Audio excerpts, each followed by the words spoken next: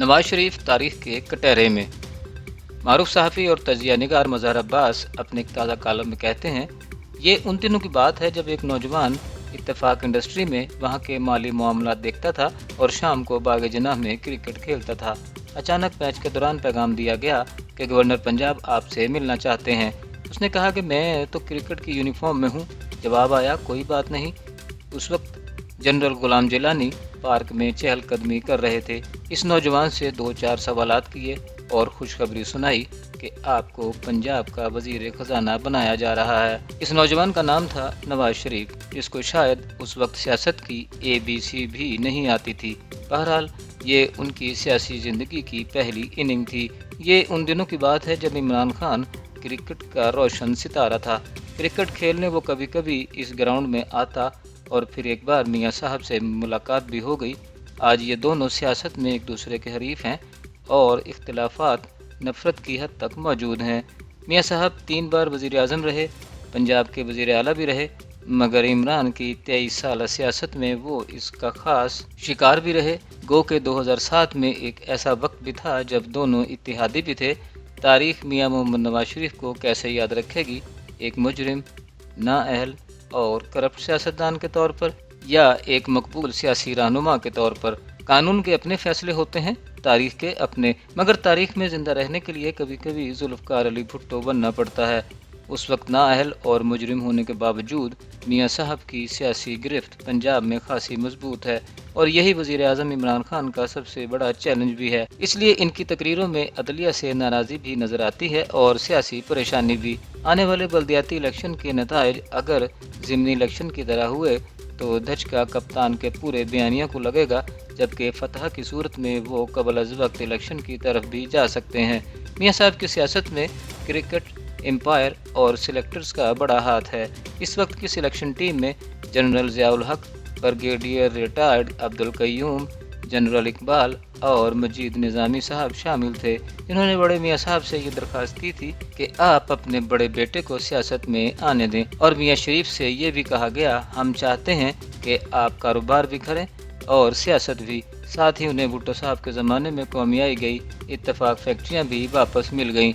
लिहाजा मियाँ नवाज शरीफ ने सियासत का आगाज़ जनरल जिलानी की उंगली पकड़कर चलने से किया और हर बच्चा बड़ा होकर खुद चलता और अपने फैसले खुद करता है। मियाँ साहब ने भी यही किया तो बड़े नाराज़ हो गए। अब सवाल यह है कि जिस ख़ानदान का सियासत से कोई लेन देन नहीं था, उसको सियासत में ज़बरदस्ती क्यों लाया गया? क्योंकि मकसद दूसरे सियासी ख़ानदानों को सियासी तौर पर ख़त्म करना था। मियाँ साहब की सियासी तरबियत में जनरल हमीद गुल और हुसैन हक्कानी का भी काफ़ी हाथ है। वो खासा अरसा इन साजिशों का हिस्सा रहे जो दरअसल सियासी हरीफ को नाकाम बनाने के लिए तैयार की जाती रही हैं। जनरल ज़िया ने इन्हें सिर्फ भुट्टो या PPP के खिलाफ ही इस्तेमाल नहीं किया, बल्कि अपने ही नामजद करदा वज़ीर आज़म मोहम्मद खान जुनेजो के खिलाफ भी इस्तेमाल किया। उस वक्त तक बड़े सियासी फैसले मियाँ शरीफ किया करते थे। इस दौरान शहबाज शरीफ भी सियासत में आना चाहते थे और 1990 में वज़ीर आला पंजाब बनने के ख्वाहिशमंद थे, मगर फैसला गुलाम हैदर बाई के हक़ में आया और उन्हें मज़ीद इंतज़ार करना पड़ा। आहिस्ता आहिस्ता मियाँ नवाज शरीफ ने फ़ैसले खुद करना शुरू कर दिए, जिसमें बड़ा फ़ैसला 1993 में डिक्टेशन ना लेने का था। उनकी इस तकरीर ने इनको इब्तदाई तालीम देने वालों को भी परेशान कर दिया और फिर उन्होंने शहबाज शरीफ पर तवज्जो देना शुरू कर दी और आज इन कुव्वतों की नज़र में वो बड़े भाई से ज़्यादा काबिले एतमाद हैं, मगर वो भाई के फ़ैसलों के ख़िलाफ़ जा नहीं सकते और यही असल मुश्किल है। 1992 में पाकिस्तान जब वर्ल्ड कप जीता तो इमरान खान कप्तान थे और उस वक्त मुल्क के सबसे मकबूल हीरो। ये वो वक्त था जब मियाँ साहब वज़ीर आज़म थे और उन्होंने टीम से मुलाकात भी की और इसे खासा नवाजा भी।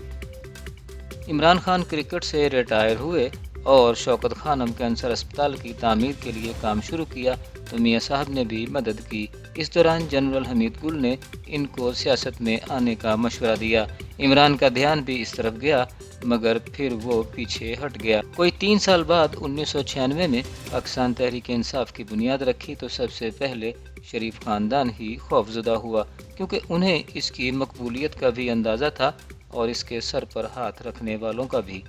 हमारी सियासत का महवर हाथ, एम्पायर और सिलेक्टर ही रहे हैं, बस टीम और कप्तान बदलते रहे हैं। इस वक्त भी कुछ ऐसा ही सिलसिला चल रहा है। मियां साहब ने सियासत में बड़ी गलतियां भी की और गैर ज़रूरी तनाज़ात में भी खुद को डाला। इसमें शायद सबसे बड़ी गलती 1997 में 2/3 अक्सरियत के बावजूद फ़ौज और अदलिया से इख्तिलाफात, अमीरुल मोमिनीन बनने की ख्वाहिश और फिर 12 अक्टूबर 1999 के बाद डील करके बाहर जाना था। पानामा केस में भी कुछ ऐसा ही हुआ।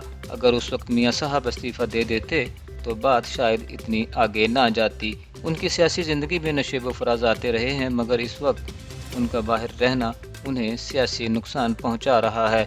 सियासत और तारीख में ज़िंदा रहने के लिए बड़े मुश्किल फ़ैसले करना होते हैं। भुट्टो के आखिरी दिनों में उन्हें एनआरओ की पेशकश हुई थी, तुर्की जा सकते थे। बेगम भुट्टो मिलने गईं तो एक ही जुमला आखिर में कहा, ये मुझे नहीं छोड़ेंगे, मैं तारीख में ज़िंदा रहना चाहता हूँ।